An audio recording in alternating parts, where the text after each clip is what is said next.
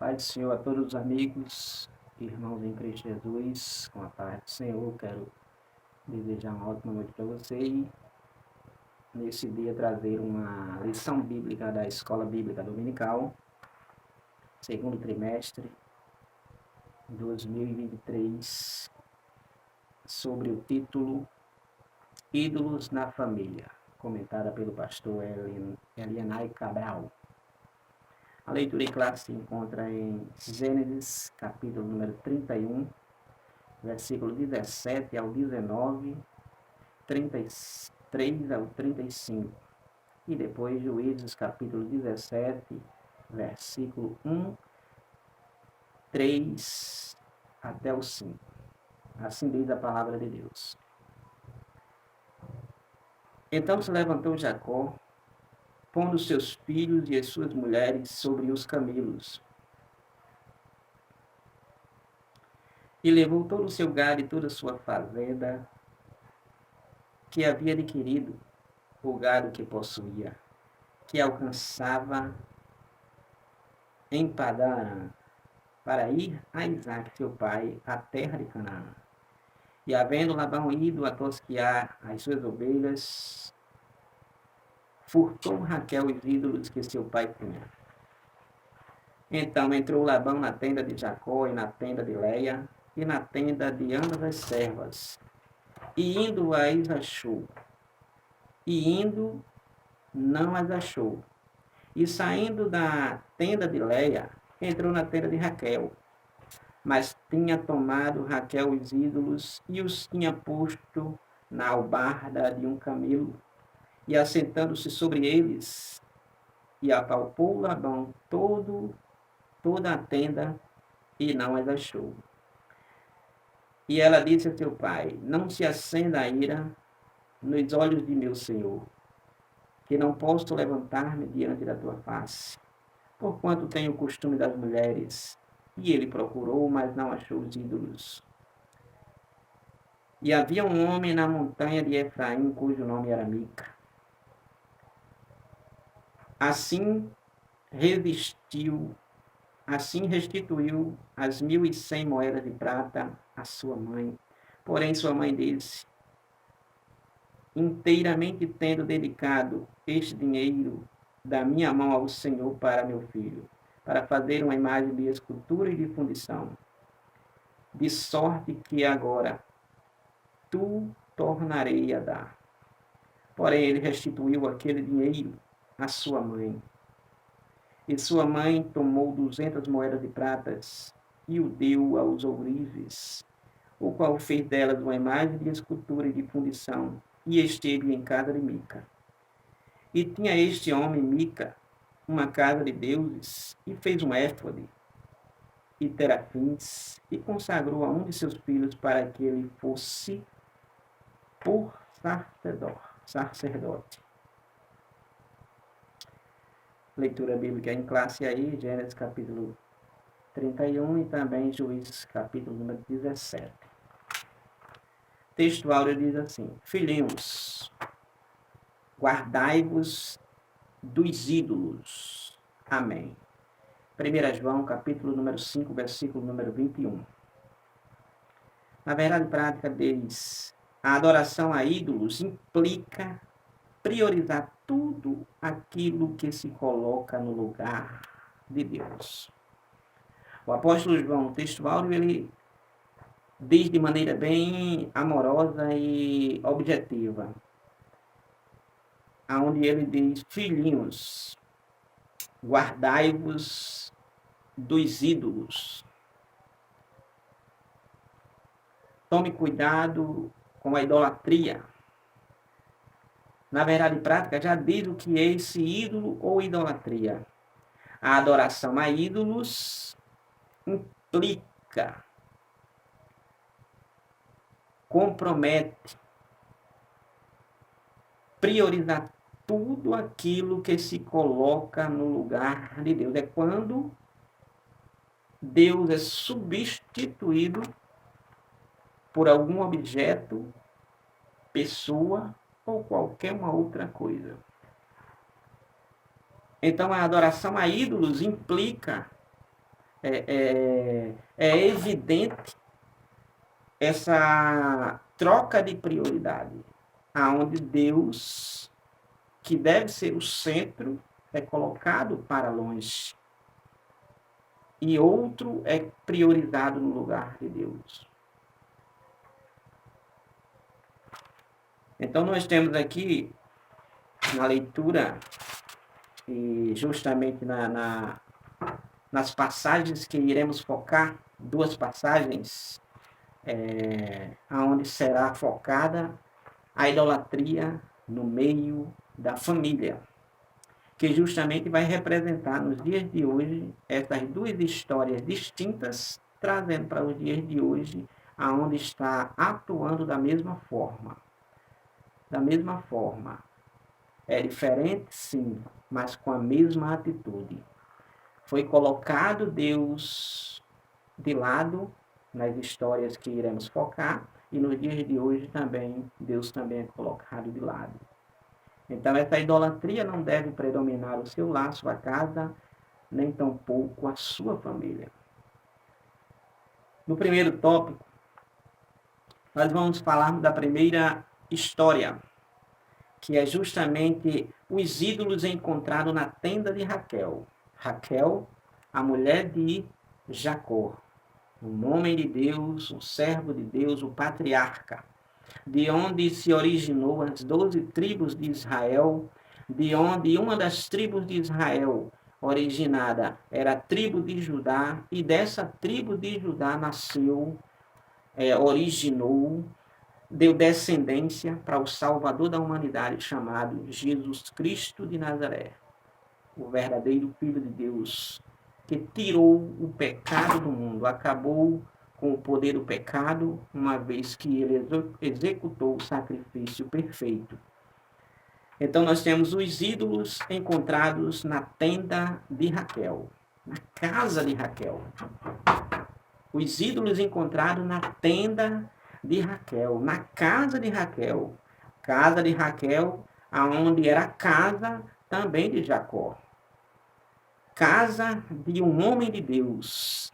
Foi encontrado uma idolatria. Foi encontrado uma imagem de escultura. Foi encontrado um ídolo. Não há compatibilidade alguma entre Deus e os ídolos, entre Deus e as imagens, entre Deus e a idolatria. Não há compatibilidade alguma. Ao contrário, Deus não compactua. Deus, ele não concorda. Ele não quer parcialidade com nenhuma sequer idolatria. Em Êxodo capítulo 20, versículo de número 3, o próprio Deus, quando ele fala para Moisés, ele diz: olha, Moisés, não terás, diga ao povo que não é para ter outros deuses diante de mim, além de mim. Em parceria comigo, não quero nenhum outro Deus. O Senhor Jesus, quando ele foi questionado, ou na verdade, ele foi levado, né? Ele foi forçado, ele foi instigado pelo próprio diabo a adorar ao próprio diabo. Jesus diz: olha, sai para trás de mim, Satanás, porque ao Senhor teu Deus adorarás e somente a ele servirás. Mateus capítulo 4, versículo 11. Então, a adoração única e exclusiva tem que ser ao Deus Criador de todas as coisas. Jamais a uma outra imagem de escultura, seja ela qual for, o tamanho ou a sua valiosidade, seja de madeira, seja do metal mais caro do mundo e mais desejado, que é o ouro. Então, os ídolos encontrados na tenda de Raquel, mulher de Jacó. Subtópico 1, nós temos a fuga de Jacó e sua família para a terra prometida. A fuga de Jacó e sua família para a terra prometida. O comentarista diz que, em função dos ressentimentos que existiam entre ele e seu sogro, e não vendo possibilidade de liberação para viver sua própria vida, Jacó resolveu fugir das terras de Labão sem falar nada a ninguém. Jacó estava na casa do seu sogro chamado Labão. Jacó chegou na casa, na terra, né? E ali ele começou a trabalhar pelo sua estadia como salário. Mas ali ele se apaixona por uma das filhas de Labão e pede ela ao seu pai Labão em casamento. E essa seria Raquel. Labão, muito esperto, oferece justamente ela, mas por 7 anos de trabalho, justamente concordado com Jacó. E assim vice-versa. Com tudo isso, Labão engana Jacó, ao invés de dar a amada Raquel, dá Leia, né, a outra irmã. E aí por diante. Nessa questão, se vão aí 14 anos de trabalho por uma mulher amada. E Jacó ainda tem trabalhado ainda 6 anos pelo salário. Pelo salário. Aonde ele chegou com as mãos abanando e agora para ele conquistar o salário dele, conquistar as propriedades dele, os animais dele, ele trabalhou 6 anos e teve toda uma enrolagem por parte do Labão. Com isso, Jacó já está ali instalado, justamente ali com família estabelecida, 2 mulheres, Raquel e Leia, e agora Jacó está querendo agora vir para a terra do seu pai, em Canaã, seu pai Isaac, voltar. Ele quer regressar, de onde ele saiu fugido, agora ele quer voltar em paz, quer fazer as pazes. E Labão não quer dar o aval para Jacó sair de sua terra. Por quê? Porque justamente Jacó estava aumentando a riqueza de Labão. Labão estava vendo Jacó fazendo ele prosperar a sua colheita, os seus animais. Ele estava vendo que aonde Jacó colocava a mão, as coisas Deus abençoava. E de repente ele começou a enxergar que isso estava sendo bom para ele. Então ele não queria deixar.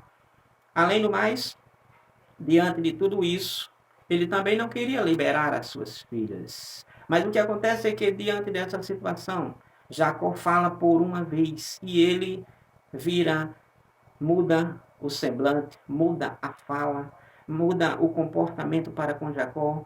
Não estava satisfeito com aquele pedido dele. E, diante disso, Jacó, em uma certa oportunidade, ele resolve sair, fugir, sem que Labão permita, sem que Labão saiba.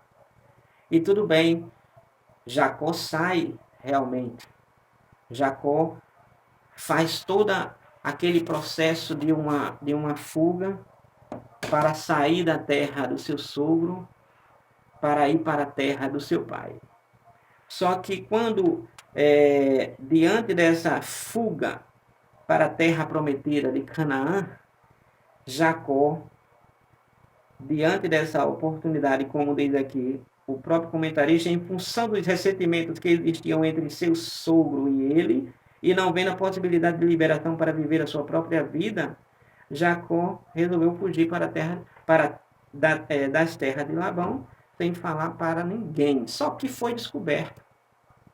Foi descoberto pelos filhos, pelos servos de Labão.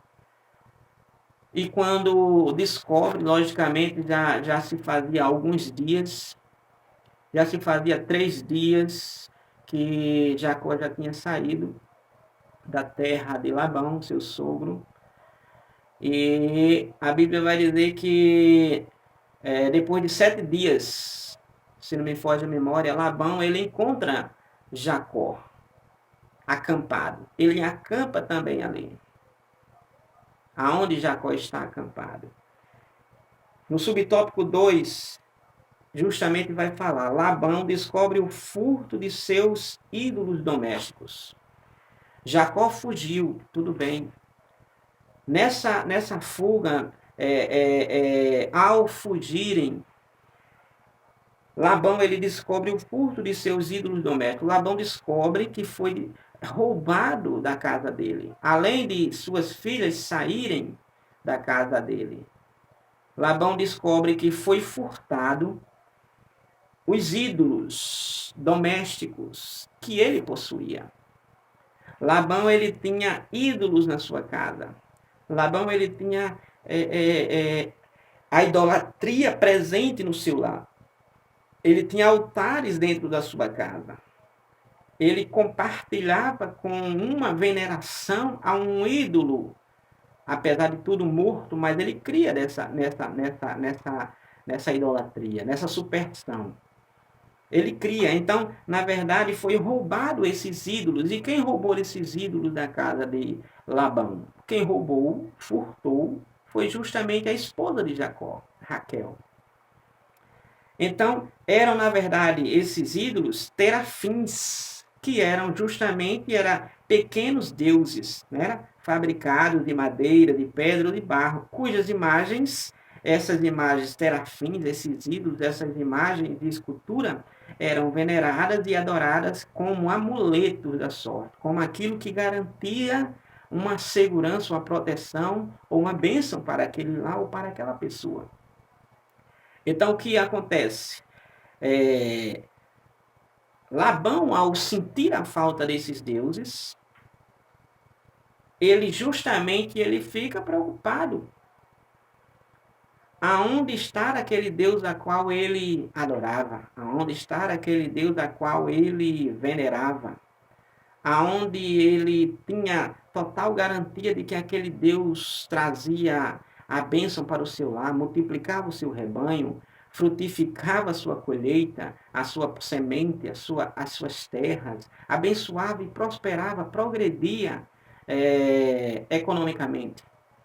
Então, o que acontece é que foi furtado esses terafins, esses ídolos domésticos, pequenos ídolos, né, que servia de proteção familiar ou pessoal. Assim era a credibilidade de Labão para com esse Deus que foi furtado. E a mesma forma que ele foi furtado do dono que a qual cria, também aquele que o furtou também cria que também este Deus abençoava. Raquel também acreditava que esse Deus abençoava, que essa imagem abençoava, que essa escultura fazia prosperar, fazia verdadeiramente ser abundante nas riquezas, nas plantações, nas terras, na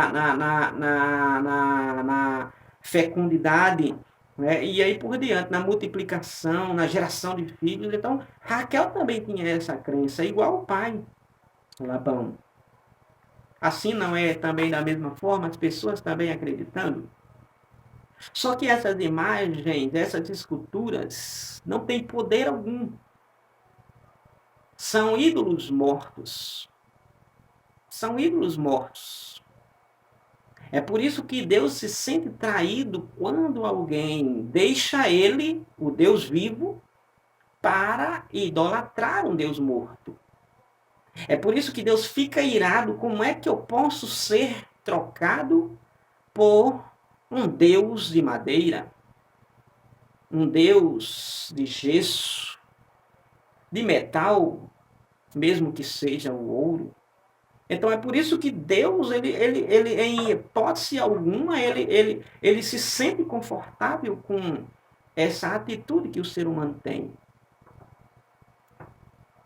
O próprio Deus, usando o salmista, Salmo 115, Deus vai dizer que são esses deuses que as pessoas manda fazer para adorar e para os servirem, são deuses mortos, e aqueles que adoram esses deuses, Deus diz, se torne semelhante a eles. Se torne igual a eles. Então, uma pessoa que adora essas idolatrias, essas imagens de esculturas, Deus diz lá no Salmo 115, se tornem semelhantes a eles, igual a eles. Igual a eles como? Tem boca, mas não fala. Ou seja, tem olhos, mas não vê, ouvidos, mas não ouve, mãos, mas não apalpam. Enfim, nada exercem. Então, uma pessoa que se entrega à idolatria diante de Deus, ele é também como uma pessoa igual à imagem de escultura. Ainda que diferente da imagem de escultura, porque é um ser humano, mas ele agora vai falar, mas Deus não vai ouvir para atender ele. Ele vai olhar para os céus, vai clamar, vai rogar, mas Deus não vai atender. Por quê? Porque tem um bloqueio sobre a vida dele ou a vida dela, que é justamente esse Deus dentro do coração ou da mente dele ou dela. Pode ler Êxodo 20 e Salmo 115, que você vai encontrar Deus abominando a idolatria, Deus detestando a imagem de escultura. E as pessoas querem fazer Deus igual a isto, imagem de escultura. Mas Deus não é uma imagem de escultura. Deus é um ser vivo, potente, onisciente e onipresente, todo-poderoso. Então Raquel, Labão descobre o furto de seus deuses, que eram pequenos deuses, imagens de esculturas, que viviam alojados dentro da sua casa, e agora sua filha, na fuga, saindo da casa dele, né, levou esse Deus, essa imagem de escultura, acreditando ela piamente que este poderia abençoá-la, abençoar o seu marido, abençoar a sua casa. Sendo que seu marido não acreditava, porque o seu marido já tinha relacionamento com o Deus Criador de todas as coisas, com o Deus Todo-Poderoso, com o Deus que revela, com o Deus que fala, com um Deus que verdadeiramente abençoa, com um Deus que livra, com um Deus que dá livramento. Ele já tinha esse relacionamento. Só que a sua esposa não tinha essa piedade, não tinha essa crença fiel e verdadeira, não tinha esse relacionamento sadio com Deus, como seu marido Jacó tinha. Então ela furta esses deuses. Furtando esses deuses, Labão descobre o furto, descobre que eles saíram de sua terra. Chegando na abordagem aonde Jacó estava acampado. Labão chegando aonde Jacó estava acampado. Labão agora vai fazer a vistoria. Labão agora vai fazer a busca. Labão vai fazer a averiguação. No final do subtópico, o comentarista diz que Raquel os escondera, os deuses que ela tinha furtado, na albarda de um camelo e se sentou sobre eles. Justamente Gênesis 35 e 31 e 34 nos diz assim a palavra do Senhor nosso Deus. 31 e 34 do livro de Gênesis diz assim: Mas tinha tomado Raquel os ídolos e os tinha posto na albarda de um camelo e assentara-se sobre eles. E apalpou Labão toda a tenda e não os achou. Então Labão, quando consegue encontrar Jacó, Raquel, sua outra filha, Leia, e todos os servos, e toda a comitiva de Jacó, então ele começa a examinar, começa a buscar, fazer um exame igual um policial quando aborda uma pessoa. Labão fez com Jacó e suas filhas. Examinou, saiu revirando tudo, para ver se encontrava os deuses, as imagens de escultura, que tinha sido roubado da sua casa. Olha só a preocupação do Labão. A maior preocupação do Labão poderia ter sido suas filhas que tinham saído de casa sem se despedir dele, ou seu sogro, ou seu genro que saiu sem se despedir dele. Por quê? Porque esse genro era um genro muito bom para ele. E as suas filhas estavam agora nas mãos dele, sendo agora um tesouro para ele, porque a sua riqueza estava aumentando, justamente porque as suas filhas estavam sob a sua tutela, apesar de morarem em casa, mas estavam nas suas terras. Então Labão estava mais preocupado com os deuses que tinham sido tirados da sua casa do que propriamente suas filhas, seus netos ou o seu genro. E Labão, quando faz essa vistoria, a Bíblia vai dizer que ele não os achou. Não os achou. Ele procurou na tenda de Jacó, procurou na tenda de Leia, procurou na tenda das servas de Leia, nas servas de Raquel. Quando ele averigua as tendas, aí agora está Raquel em cima de um camelo, sentado em cima de um camelo. E agora deveria ela sair de cima para ser examinada, e o camelo examinado também de igual modo. Só que ela colocou sobre ela. Ela sentou sobre as imagens. Com as suas vestimentas, ela cobriu aquelas imagens, sentou sobre aquelas imagens, em cima do camelo, logicamente. E quando Labão faz toda essa vistoria, justamente o subtópico 3 vai falar sobre isso. Raquel usa a mentira para esconder o ídolo. Então, Labão só precisava praticamente, ele revirou tudo. Ele só precisava agora examinar o camelo de Raquel. Ele só precisava examinar basicamente aquele transporte animal, aquele camelo. Ele só precisava fazer a averiguação daquele camelo, possivelmente, provavelmente. Mas o que acontece é que Raquel, percebendo que ele iria examinar aquele camelo, ele iria fazer ela descer daquele camelo para fazer a averiguação, para fazer o exame, para fazer a busca eficiente e encontrar aquele Deus a qual ele tanto amava, tanto era que essa busca toda estava denotando isso. Imagine só. Existe muita gente que faz absurdos por causa de uma imagem. Muita gente fica com raiva da outra. Muita gente faz tremendos absurdos por causa de uma imagem de escultura. Assim estava Labão com essa situação.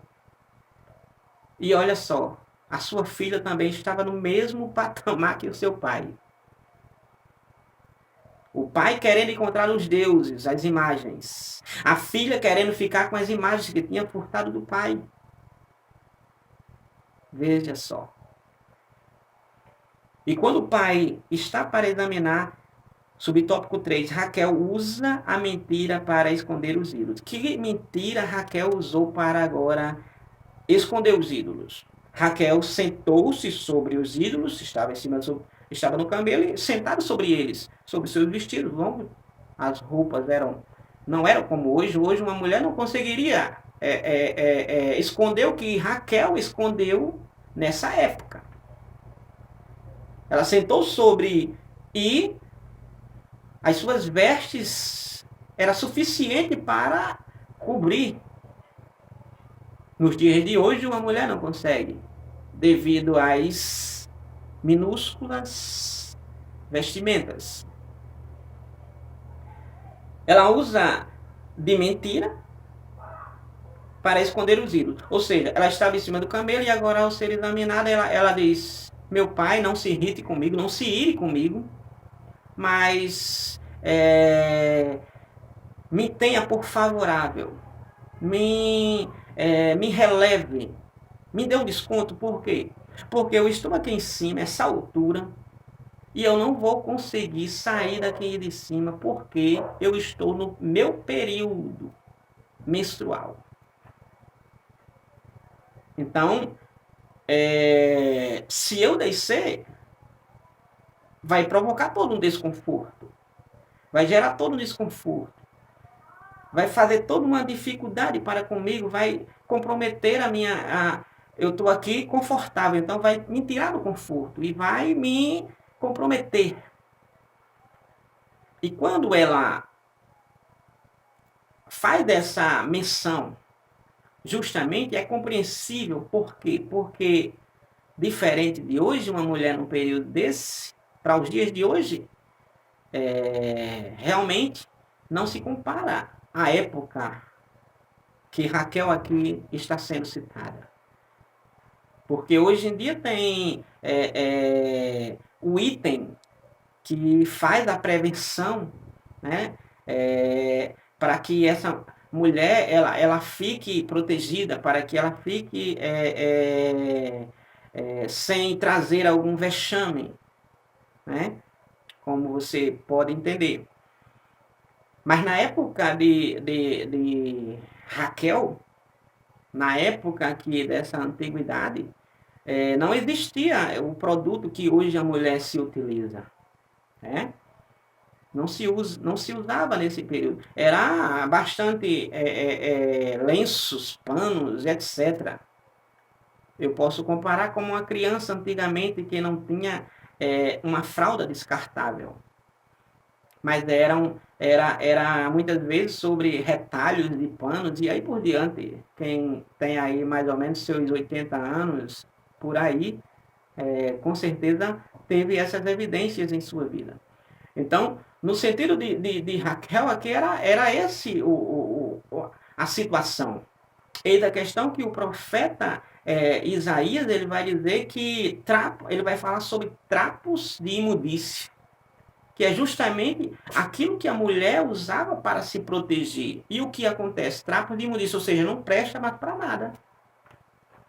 Porque a sangria fazia apodrecer, né? Fazia ficar imundo, né? Então imagine só. Então, quando ela pede para ser excusável nesse sentido da vistoria, então é compreensível pelo fato de toda essa gravidade. Então ela usou a justificativa de que estava no período menstrual para não se levantar de cima do camelo. Ela usou. Isso foi uma mentira. Isso foi uma mentira. Né? Para poder escapar da vistoria, do exame.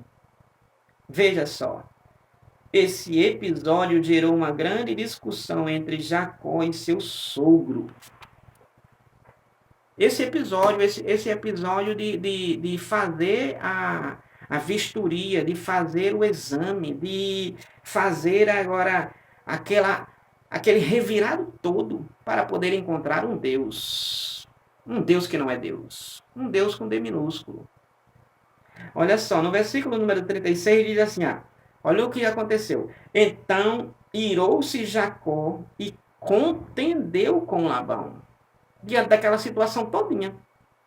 E respondeu Jacó e disse a Labão, qual é a minha transgressão? Qual é o meu pecado, que tão furiosamente me tens perseguido? Havendo apalpado todos os meus móveis, que achaste de todos os móveis da tua casa? Ou seja, achou alguma coisa que era da sua casa? Não, a resposta, né? Então vejamos aqui.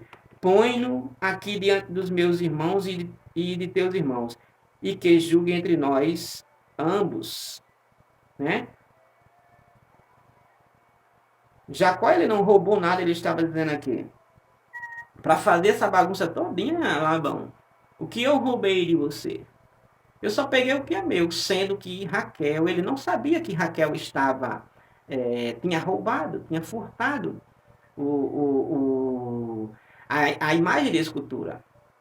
Diante dessa contestação de Jacó para com Labão, o que Jacó diz? Jacó diz, olha, se pode examinar aí toda a minha comitiva. Pode examinar as minhas tendas aí.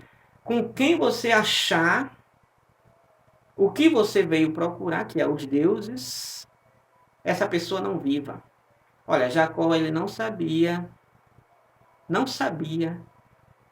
que era sua esposa que tinha furtado. Ele não sabia, inocentemente.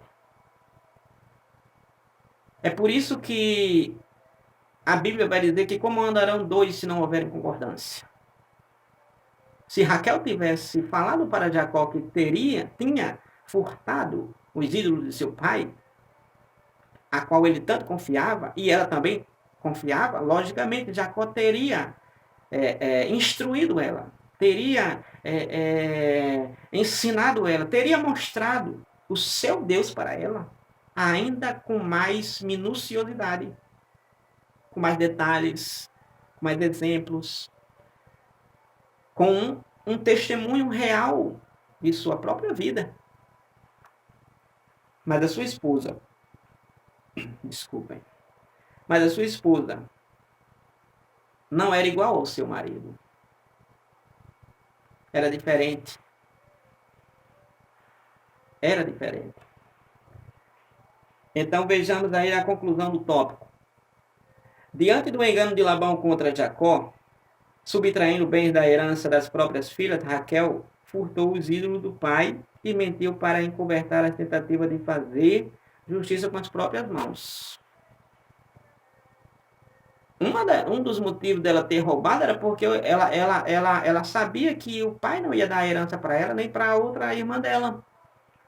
Que o pai, assim como enganou Jacó, o pai dela enganou Jacó por várias vezes, seu genro, mudou o salário dele por 10 vezes, estava sempre enrolando ele, E Jacó já estava vendo isso, que ele estava, já não estava mais com a mão na frente e a outra atrás, como ele chegou. Ele já tinha posses, ele já tinha riqueza, ele já tinha condições de sobreviver. E agora iria voltar para a casa do pai, para a terra do pai Isaac, Canaã. Que, na verdade, Deus quem mandou ele tornar. Deus quem mandou Jacó sair da terra de Labão. Foi Deus quem mandou. Né? Deus quem mandou. Então, Raquel, ao furtar, não era simplesmente porque ia ficar sem herança e agora queria garantir a sua prosperidade, roubando esse ídolo. Não era simplesmente por isso, era porque ela tinha uma inclinação para o ídolo, ela tinha uma crença, ela tinha uma tendência forte para a idolatria. Agora eu pergunto, como pode um cristão agora ele ter tendência para a idolatria? Como pode um cristão ele ter agora inclinamento para a idolatria? Um cristão querer ir para uma romaria? Um cristão querer ir para uma missa? Um cristão querer ir para acender vela dia de finados? Um cristão querer ir para Juazeiro e querer ir para Santa Tal, Como pode um cristão, um crente, porque um crente verdadeiramente ele só tem Deus como único e suficiente e exclusivo para a sua vida. Ele não tem Deus e Maria, ele tem unicamente Deus como único e exclusivo para a sua vida, como especial, como suficiente para a sua vida. Mas infelizmente muita gente quer ter Deus e também deuses. Querem ter Deus, mais A, B, C, e aí vai. E Deus não aceita isso. Confere lá, Êxodo capítulo 20, versículo número 4 e versículo número 5.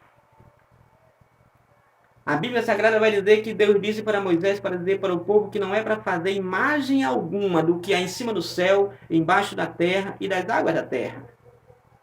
Não é para fazer imagem de escultura do que há em cima do céu, em cima da terra, em cima das águas da terra. Não é para se encurvar diante de imagem alguma. Por quê? Está escrito lá. Porque eu sou um Deus zeloso. Um Deus zeloso. e não aceito essas abominações, essas idolatrias. Eu não aceito. Diz Deus lá, Êxodo 20. Infelizmente, as pessoas estão querendo colocar essas imagens no mesmo nível, que na verdade, quando as pessoas querem colocar no mesmo nível, elas não estão colocando no mesmo nível. Elas estão colocando as imagens acima de Deus. De uma certa forma, elas alegam estar como que fosse em parceria, mas não. Diretamente, pela Bíblia, está colocando como prioridade. E Deus não aceita isso, nunca aceitou nem vai aceitar. No tópico número 2.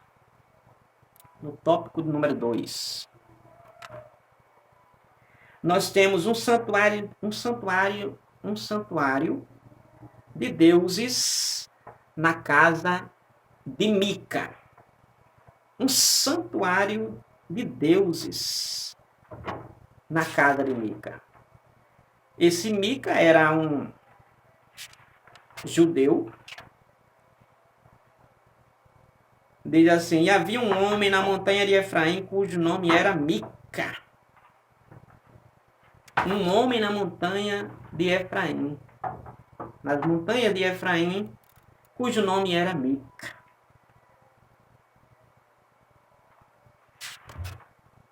Diz a leitura em classe sobre este homem chamado Mica, que ele vai aí construir, tópico número 2, um santuário dentro da sua casa, um santuário de deuses dentro da sua casa. Olha só, apesar de um nome especial cujo significado é quem é como o Senhor nosso Deus, o nome de Mica significa quem é como o Senhor nosso Deus. Apesar desse nome dele significar uma importância tão grande, porque o nome dele está dizendo assim: ninguém é igual a Deus, ninguém é semelhante a Deus. Mais ou menos aquilo que o profeta Miqueias vai dizer no capítulo 7, versículo 18, versículo 19. Quem é semelhante a Deus? Quem é igual a Deus? Como Isaías muito vai falar no seu livro, ele diz: quem é semelhante a Deus? A quem eu posso comparar a Deus? A quem eu posso fazer igual, semelhante? A ninguém. Então, apesar do nome Mica significar esse significado tão importante, olha só, apesar do nome ter um significado tão positivo, mas o nome dele, mas ele não fazia jus a esse nome. Não adianta ter o nome de Abraão sem ser um Abraão da vida. Não adianta ter o nome de Paulo sem ser um Paulo da vida. Não adianta ter o nome de Abel sem ser um Abel da vida. Não adianta ter um nome bíblico. Às vezes as pessoas querem atrair Deus simplesmente falando palavras como que fossem mágicas. Não é dessa forma. Não tem problema você colocar um nome bíblico, mas você tem que zelar para aquele nome, aquela criança, aquela menina, aquele menino verdadeiramente ser um Abel da vida, um Paulo da vida, um Abraão da vida. Colocar o nome Jesus. Tem pessoas no nosso mundo aí que você sabe o nome dele, como é o nome dele? Jesus. Mas não é um Jesus da vida. Tá mais para um cão da vida. Então vejamos aqui. Apesar do nome dele ser tão importante, mas ele não fazia jus. Mica não correspondia à importância do nome que tinha, porque não honrava a Deus em sua vida. Ele tinha o nome de uma pessoa que deveria honrar a Deus, porque o nome é quem é semelhante a Deus, quem é como o Senhor nosso Deus. Mas apesar do nome dele significar isso, mas ele não honrava a Deus. Ele não dignificava a Deus, ele não obedecia a Deus. Apesar do nome dele levar para uma obediência a Deus, mas ele não obedecia. Ele era o contrário. Ele era um contrário. Então ele tinha uma família, né? Esse Mica, ele construiu que o caráter dele é a idolatria e o caráter antiético de Mica. A idolatria é porque ele fez deuses para dentro da sua casa. Ele quis agora cultuar dentro da sua casa. Ele venerava dentro da sua casa. Ele estabeleceu um ofício sacerdotal dentro da sua casa. Ele fez agora com que a sua casa fosse comparado ao templo de Salomão, basicamente. Que ali se adorava a Deus, se ofertava a Deus. Então, ele quis fazer a sua casa como que fosse, sendo que de maneira diferente. Por quê? Porque ele agora trouxe deuses para dentro da sua casa. Fez deuses para dentro da sua casa. Então, o caráter, a idolatria de Mica, né? Subtópico 1, e o caráter antiético de Mica. Por quê? Porque ele roubou a sua própria mãe. Ele furtou a sua própria mãe. A sua mãe era rica, a sua família era rica, era uma família rica. Então, a sua mãe tendo dinheiro, bastante dinheiro, Mica rouba a ela. Então, é aqui onde está o subtópico, o caráter antiético, ou seja, antiético. Roubar a mãe, ou o pai, ou a família. Antiético. Então, a idolatria, que é a casa agora feito santuário para Deus, e o antiético, porque justamente roubou a mãe. Então, nós temos aqui que sua mãe vivia com ele, morava com ele, e ela era muito rica. Então, nesse contexto, havia em Israel, de um modo geral, um abandono total aos mandamentos da lei de Deus. Ou seja, em Israel, nessa época aqui de Mica, as pessoas adoravam a quem queria. As pessoas faziam o que queriam. Desregradamente, dissolutamente, sem prestar conta, sem levar em conta se estava honrando ou não a Deus. Então, só para você entender, Juízes 8:27 diz assim, e fez Gideão disso um éfode e pô-lo na sua casa, na sua cidade, em Ofra, e todo Israel se prostituía ali após ele, e foi por tropeço a Gideão em sua casa. Veja só, nessa própria época aqui, fazendo a repetência aqui com Gideão.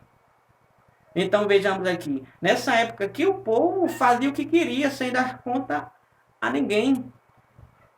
Então vejamos bem, Israel aderiu a um sistema sincretismo religioso que implicava uma apostasia total.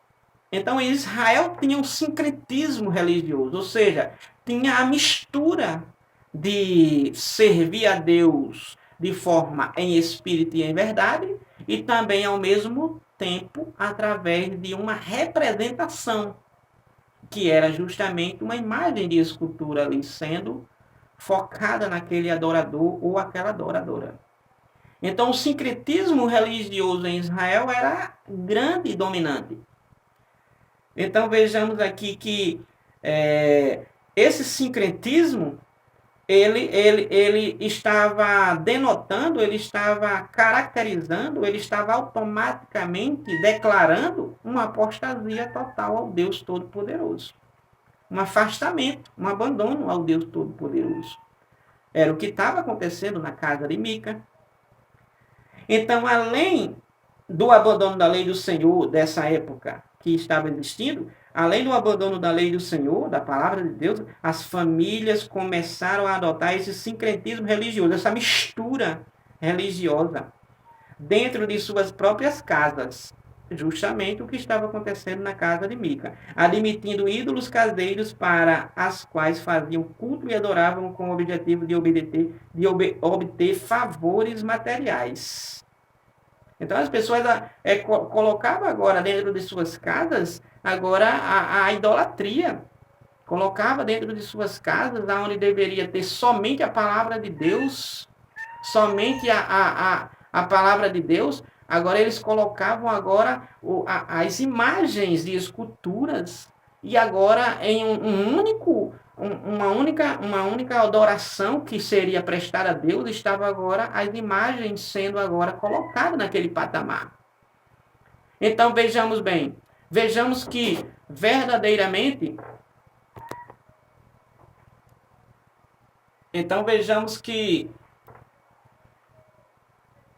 no culto a Deus estava agora inserido também as imagens de escultura.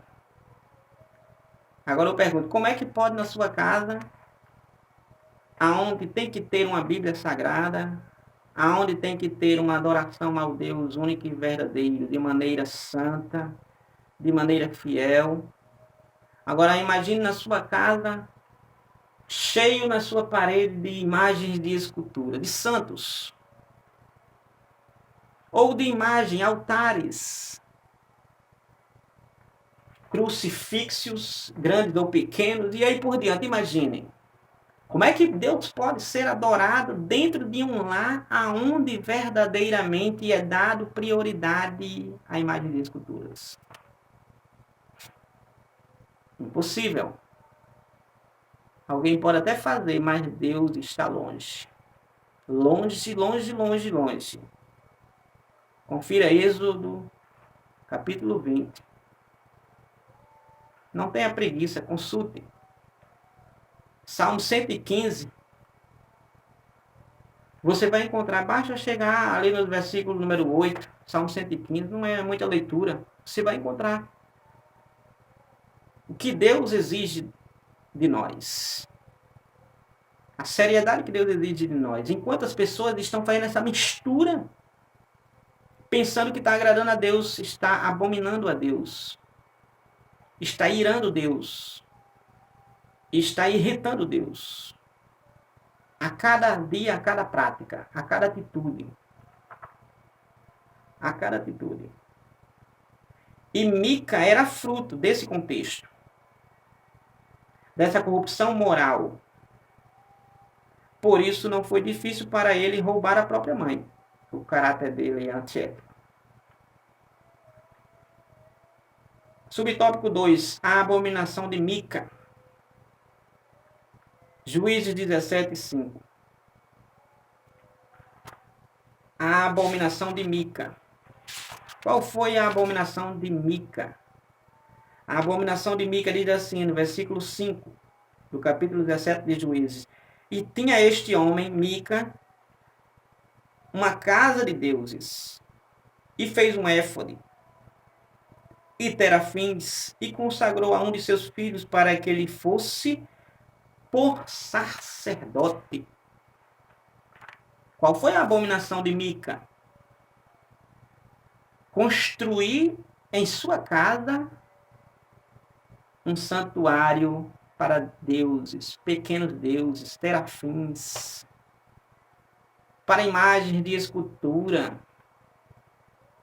aonde fica a crença de um leitor da palavra de Deus, de um cristão, de um crente, aonde as Sagradas Escrituras diz o primeiro mandamento: não tenha outros deuses. Segundo mandamento: não faça imagem de escultura, nem se curve diante delas. Agora eu pergunto, como um cristão ou um crente, ele pode entrar numa abominação dessa? Como é que pode? Será que você está fazendo isso? Será que você ainda tem alguma imagem na sua casa? Será que você ainda adora esses deuses que nada são, na verdade? Nenhum poder tem. Se eles não têm nenhum poder, você pode dizer, então, que mal faz? O mal faz é porque eles não têm poder, mas quando você centraliza-se nele, aí é onde está a questão. Porque você está deixando de olhar para Deus para olhar para Ele. Hebreus 12, versículo número 2. Olhai para mim, porque eu sou o autor e consumador da sua fé. Jesus falando, através do escritor. Olhai para mim. Deus, em Isaías 45, versículo 22, Deus diz: olhai para mim, vós, todos os povos da terra, e sereis salvos. Então, como é que pode um cristão construir? A abominação de Mica era construir um altar, uma casa de deuses, um santuário, um templo. Um templo. Popularmente, hoje seria uma capela. Veja só. Uma igreja. Construída em sua casa um santuário para pequenos deuses. Você deve construir na sua casa um santuário. A sua casa é um santuário para Deus habitar. Habitar através da sua santa presença. Habitar através do seu Santo Espírito. Habitar através dos louvores. Habitar através das palavras bíblicas. Através das pregações. Através da adoração, de um culto doméstico. Ou cultos domésticos de manhã, de tarde, de noite. Através de um momento de adoração. De um culto. Entre vós, entre vocês. Família, possivelmente grande. Mas o que acontece é que a abominação de Mica se repete nos dias de hoje. Mica construiu um santuário dentro da sua casa, um santuário de deuses. Vários deuses. Várias imagens de esculturas. Construiu dentro de sua casa. Dentro de suas aposentadorias. De um lugar que deve ser tão consagrado para Deus, mas agora estava sendo abominável a Deus. Ele construiu uma casa com para pequenos deuses. Fazendo isso, ele consagra um de seus filhos para que seja um sacerdote. Veja só. Não foi autorizado por Deus. O sacerdócio foi autorizado por Deus. Mas o sacerdócio autorizado por Deus foi autorizado para que fosse da tribo de Levi. E com toda uma exigência, com todo um critério. Mas agora Mica, esse judeu aqui, ele estava agora fazendo agora dentro de sua casa, agora estabelecendo um sacerdote. Ele elegeu um filho dele, consagrou um filho dele para sacerdote na sua casa. O que é um sacerdote era aquele que pegava a oferta do povo, sacrificava e agora era apresentado diante de Deus por meio do povo, para intermediar o povo e Deus perdoar o pecado do povo. Deus abrandar a sua ira contra o povo. Mas agora esse homem Mica, agora estabelecendo na sua casa um santuário, uma casa de adoração a ídolos, que deveria ser a Deus, mas estava sendo a ídolos, e agora ele coloca agora um sacerdote, elege o seu filho para sacerdote, para que agora, está tudo completo. Agora temos um sacerdote e ele vai agora nos abençoar. Nos abençoar. Porque o sacerdote o povo era abençoado através de Deus, logicamente. Mas indiretamente era através do sacerdote, porque era o sacerdote quem abençoava o povo, quem liberava o perdão para o povo, através de Deus, logicamente, através do sacrifício que era trazido por aquela pessoa. Mas agora Mica estava nessa situação, fazendo agora, imitando. Mas essa imitação aqui foi só foi só um plágio. Foi só uma falsidade mesmo, porque não estava imitando, não estava funcionando. Lá funcionava. O sacerdócio do tempo de Moisés funcionava. Do tempo de Levi, do tempo de Davi, funcionava. Mas nesse tempo aqui, Esse templo aqui estava funcionando, não estava funcionando porque estava corrompido. E cada um fazia o que queria. Olha só, agora Mica construiu uma casa para seus deuses, um santuário, estabeleceu um sacerdócio e ainda fez um éfode para vestir o sacerdote, seu filho, que ele tinha consagrado. Ainda fez um éfode. Ainda fez o avental, a vestimenta especial daquele sacerdote que, no tempo do sacrifício levítico, se usava e sem aquilo não servia, porque tinha todo uma importância, tinha todo um requisito, tinha toda uma ornamentação, tudo estabelecido por Deus. Ele fez o éfode para seu filho.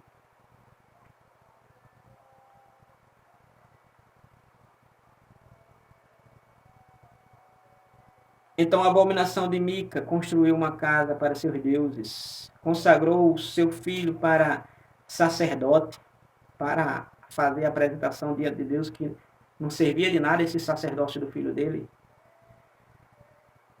Ele levou a abominação de Mica, ele roubou da sua própria mãe, ele levou 1.100 ciclos de prata, equivalente a 13 quilos de metal. Ele roubou, furtou da sua mãe. Então o que acontece? É que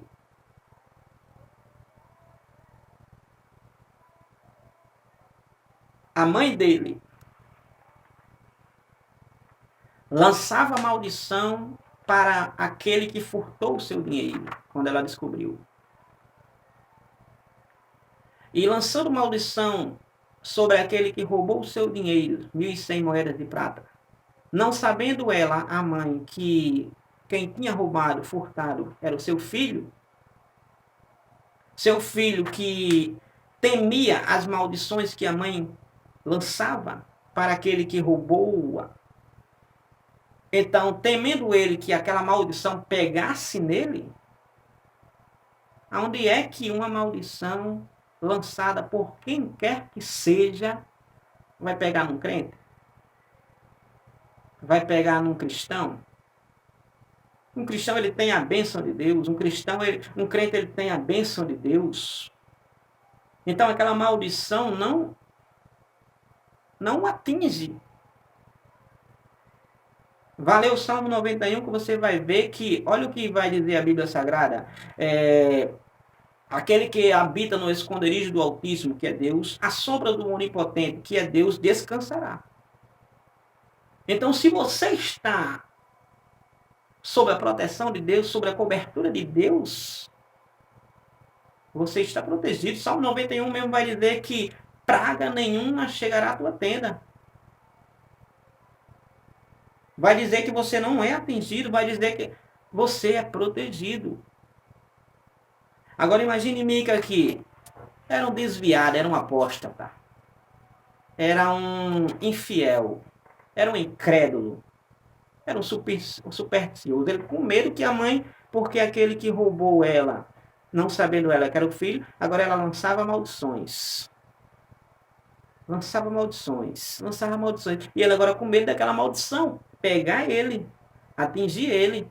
Então o que ele faz? Ele devolve, ele confessa para a mãe que ele quem roubou, ele quem pegou o dinheiro.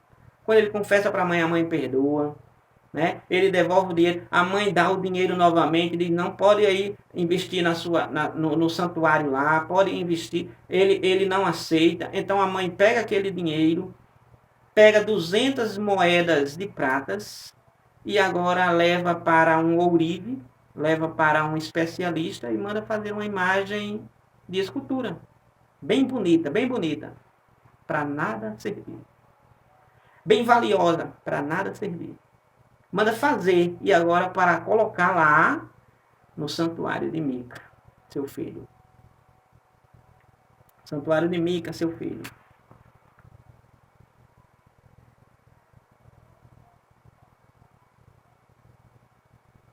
Então sua mãe retirou, quando ele confessa, que foi ele quem roubou, retirou a maldição e tomou parte do dinheiro e o deu ao ourive para que fizesse imagem de escultura para a casa de Mica. Bem revestida, uma imagem de escultura bem revestida, bem polida, bem trabalhada. Subtópico 3. Mica tinha uma casa de deuses. Pelo contexto bíblico, a família de Mica era judeus, mas desviada da fidelidade a Deus, sem dúvida. Era uma família de judeus, a família de Mica, mas era uma família desviada de Deus. Era uma família religiosa, mas era desviada de Deus, não era crente. Era uma família superficiosa, religiosa. Pode ter famílias assim do mesmo jeito? Pode. Quantas e quantas famílias até vão para as igrejas, vivem nas igrejas, mas são famílias não crentes, são famílias religiosas. Por que religiosas? Porque simplesmente acreditam em favores da parte de Deus, então indo para aquele culto, indo para aquela, e aí por diante é abençoado. Não é assim. Deus, ele quer muito mais além do que isso. Ele quer a sua obediência. E se você obedecer, você não vai ser idólatra. Você não vai ser supersticioso.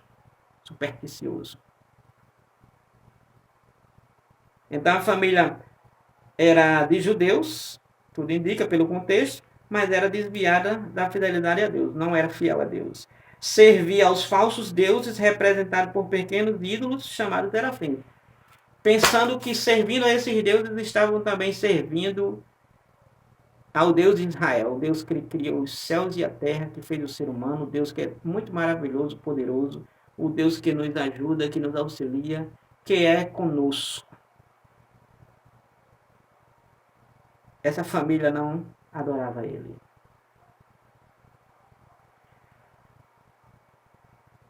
Por conta própria,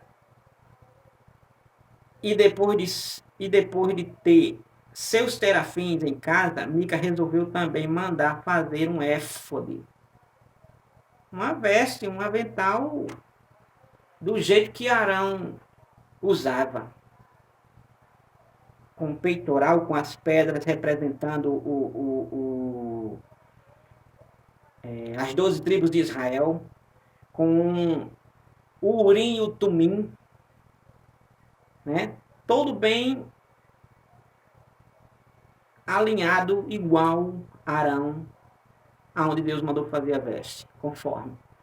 Então estava querendo se assemelhar que nada se assemelhava, porque eram falsos. Era uma adoração falsa.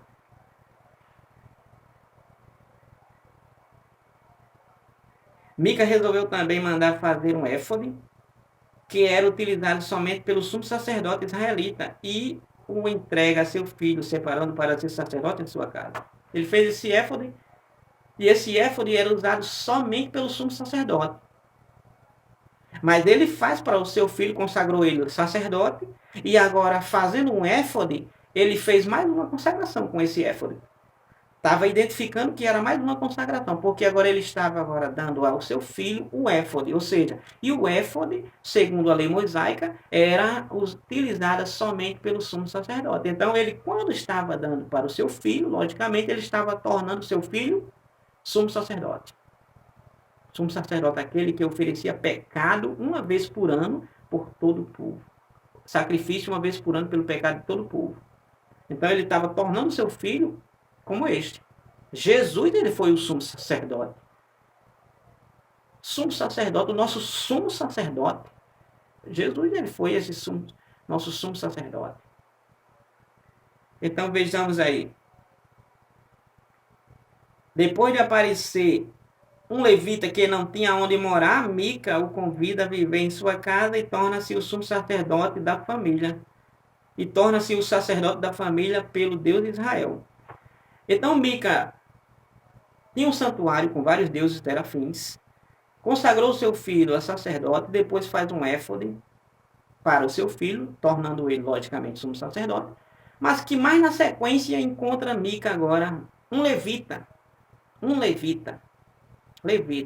da tribo de Levi, de onde originava a classe sacerdotal, de onde vinha o sumo sacerdote, só podia vir da tribo de Levi, não podia vir da tribo de Dan, da tribo de Isacar, da tribo de Naphtali, da tribo de Judá, da qual Jesus o próprio veio.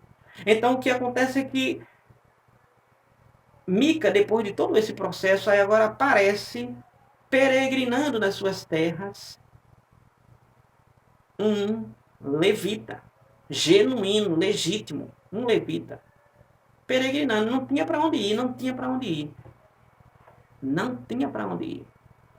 Mica encontrando, logicamente, teve acesso a esse levita. Encontrando ele, então, pergunta de onde ele vem.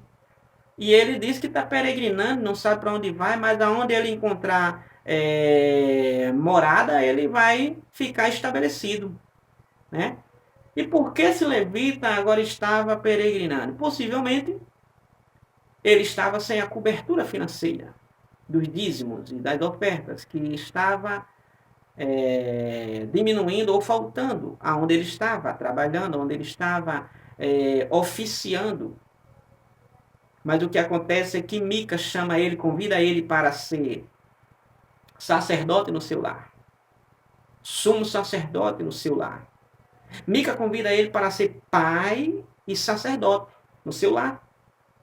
Mica convida ele para ele ser agora o seu superior no seu lar, no seu templo, no seu santuário. Agora, acredite, esse levita aceitou. Ele aceitou o dinheiro. Mica disse, olha, eu vou te dar por ano, 10 moedas de prata. Vou te dar veste, não vai faltar veste. E ainda vou te dar o sustento. Não se preocupe, não vai faltar nada para você. Você vai ganhar por ano 10 moedas de prata, vai ganhar as vestimentas necessárias, você não vai gastar com nada, você vai ter o seu sustento, o seu pão de cada dia. Você apenas vai fazer como se fazia lá no sacrifício levita. Você vai oficiar, você vai ser a nossa representação. É você quem vai nos levar a Deus. Nem esse levita conseguia levar até Deus ninguém. Nem esse levita conseguia mediar a Deus alguém. Por quê? Porque esse levita era um desviado também. Por que ele era desviado, se ele era da tribo de Levi? Porque ele aceitou compactuar, fazer parceria com a idolatria. Porque ele aceitou o dinheiro para agora trabalhar na casa de Mica, no santuário de Mica.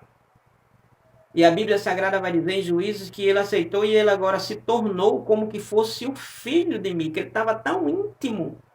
Não era só o trabalho, ele já estava já na mesma crença de Mica. Então ele aceitou o dinheiro, ele aceitou a posição, ele aceitou a idolatria. 3 coisas ele aceitou aqui. Como é que pode um sacerdote, um levita, como é que pode um servo de Deus aceitar o suborno aqui? Aceitar se dobrar a uma imagem de escultura. Ele aceitou, o levita aceitou aqui. Aceitar uma posição, ele aceitou aqui. Aceitar ser comprado, ele aceitou aqui. Ele não fez como aqueles hebreus de Daniel capítulo 3, que eles se recusaram a se dobrar a imagem. Esse levita, ele aceitou se dobrar a imagem.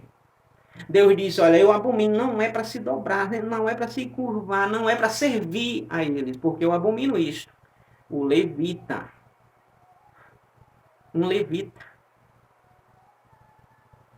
Quantos estão, por causa de posição, se vendendo, por causa do dinheiro se vendendo, por causa de status, se dobrando à idolatria, para se favorecer. Olha, peregrino, ele diz, pronto, eu estou peregrinando, não tenho para onde ir, então eu já tenho uma estalagem, eu já tenho uma moradia, eu já tenho o meu dinheiro por ano, eu já tenho minhas vestes, eu não vou gastar com nada, eu já vou ter o meu conforto, o meu luxo, então eu aceito. Eu aceito. Eu aceito. Será que muitos não são assim? Se esses muitos estão aceitando o dinheiro, a posição e até acatar a idolatria, se esses estão fazendo isso verdadeiramente, estes não são de Deus. Porque quem é de Deus não se vende como Eliseu não se vendeu. Alguém quis comprar ele, pagar a ele, porque ele realizou uma cura, segundo Reis capítulo 5, o leproso lá. Mas ele não aceitou. Em Atos dos Apóstolos, Pedro foi instigado. Quiseram comprar o poder do Espírito Santo para Pedro, quando colocava a mão, alguém recebia o batismo com o Espírito Santo, aquela pessoa estava querendo comprar esse poder e agora também ter esse mesmo poder comprado por dinheiro. Pedro disse que esse dinheiro seja para sua perdição, não vai me comprar. Não é assim. Jesus ele não aceitou. O diabo quis comprar Jesus. Comprar Jesus. Jesus não aceitou. O levita aceitou ser comprado.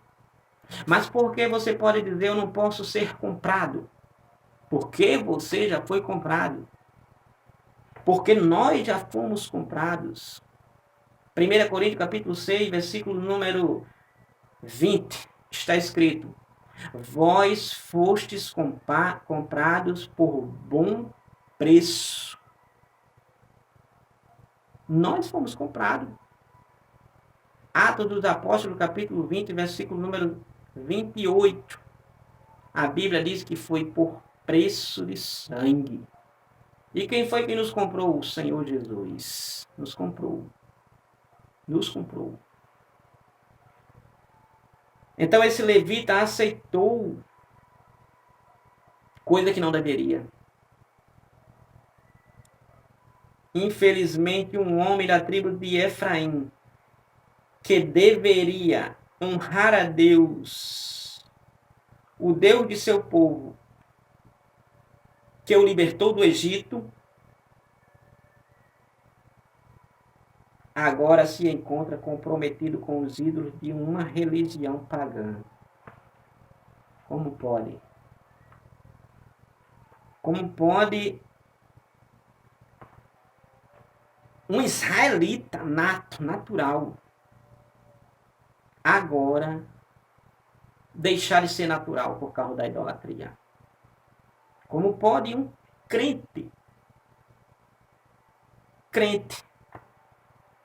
deixar de ser crente para agora ser um pagão, um idólatra de carteirinha? Como pode? Mas infelizmente, como Mica, esse da tribo de Efraim, esse israelita, que se tornou um idólatra, transformando a sua casa numa tremenda idolatria. Como pode?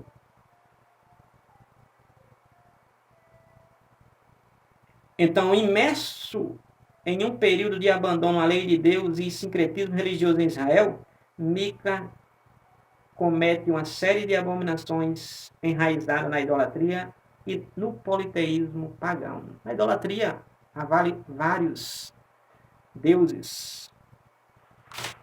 Como pode? Então, um santuário de deuses na casa de Mica. Não faça na sua casa um santuário de deuses. Tópico 3 e último. A idolatria dentro dos lares, trazendo para os dias de hoje agora.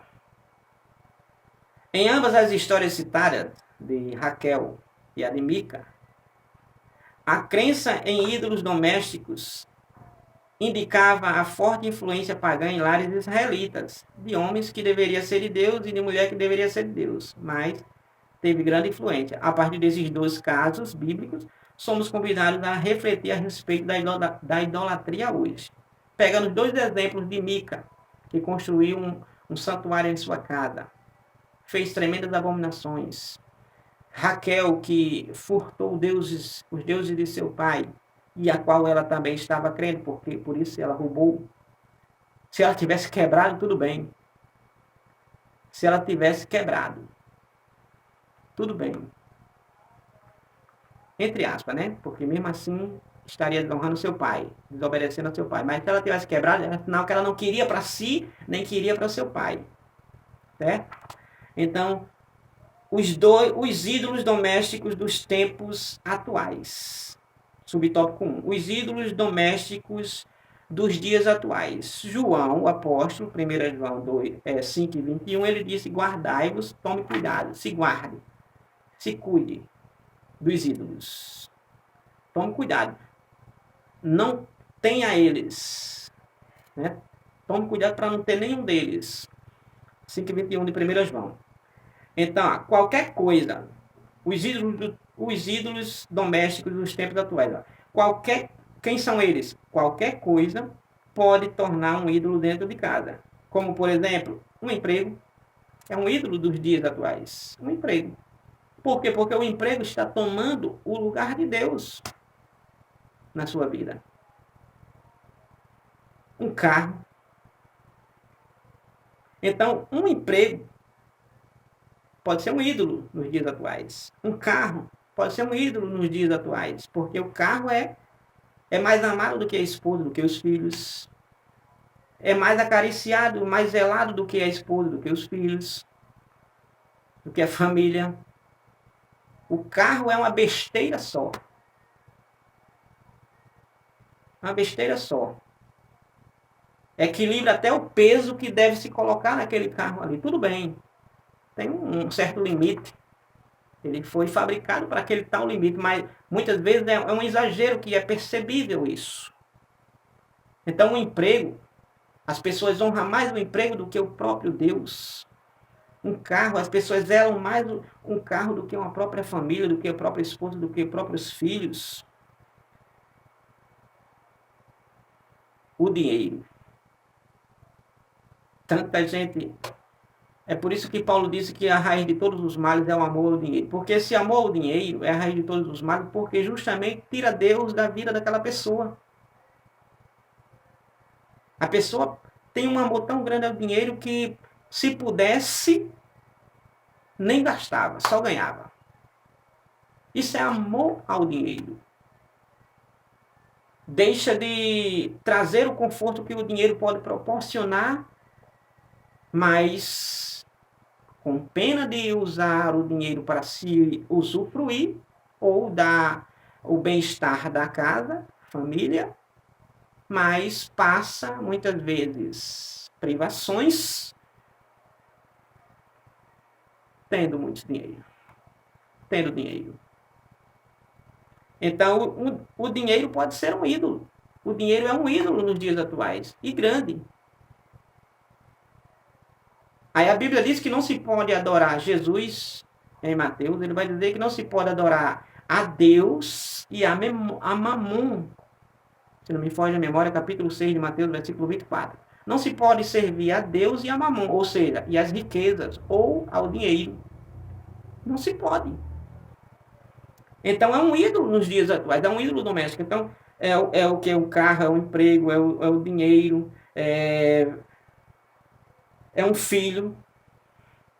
Viu Jacó amando mais a José do que aos outros? Era um ídolo para ele. Era um ídolo para ele, porque era o máximo dele, era José.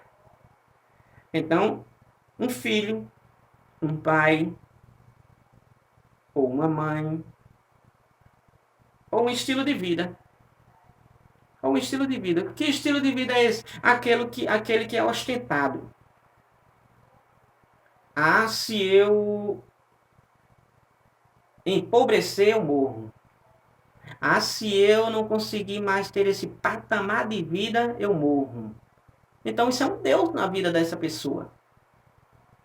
A pessoa não é acostumado, não quer se adaptar a ter uma vida desfavorável, uma vida com limitações, uma vida sem muito luxo, uma vida sem muita ostentação. Ela não consegue, ela quer viver na ostentação, ela quer viver nas postagens, né?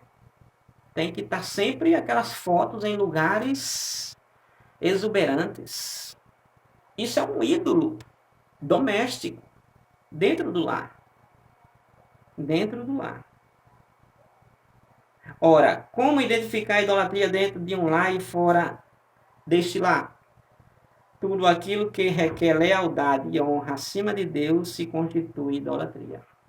Então, como saber identificar o que é idolatria ou não dentro de um lar? Bem básico. Tudo aquilo que você dá lealdade e honra acima de Deus se constitui uma idolatria dentro do seu lar. Se você dá mais lealdade ao carro, ao emprego, ao estilo de vida, a um filho, a uma mãe ou um dinheiro, mais do que a Deus, então isso é um ídolo e grande, poderoso, que está complicando a sua salvação. Está impedindo a sua salvação. Lembra do jovem rico? Olha só. Como é que pode alguém deixar de ganhar o céu porque não quer se desprender da avareza, da riqueza, do amor ao dinheiro? Como é que pode? O jovem rico, ele ignorou quando Jesus deu as diretrizes, os requisitos para se herdar o reino de Deus, que era abandonar isto, logicamente, e seguir Jesus. Ele recusou fazer isto. Se desfazer da avareza e seguir Jesus. Ele se recusou.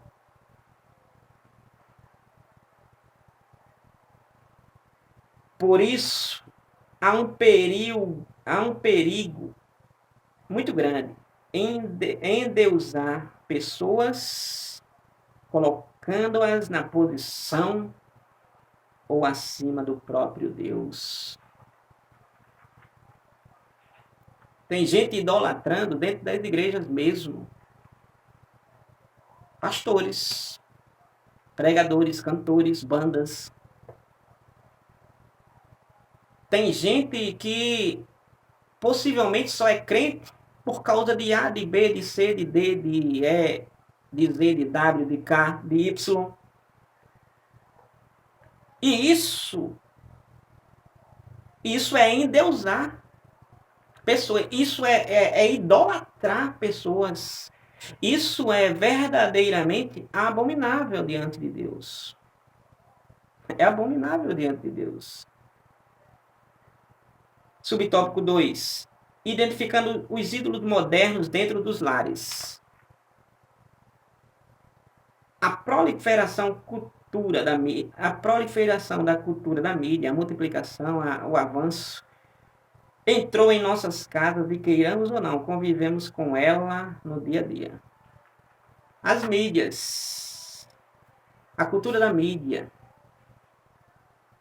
A mídia, por si mesma, é neutra, pois é o meio pelo qual serve a sociedade como canal de comunicação. Ou seja, a internet, todo mundo hoje tem um Wi-Fi, todo mundo hoje tem um smartphone, tablet, computadores.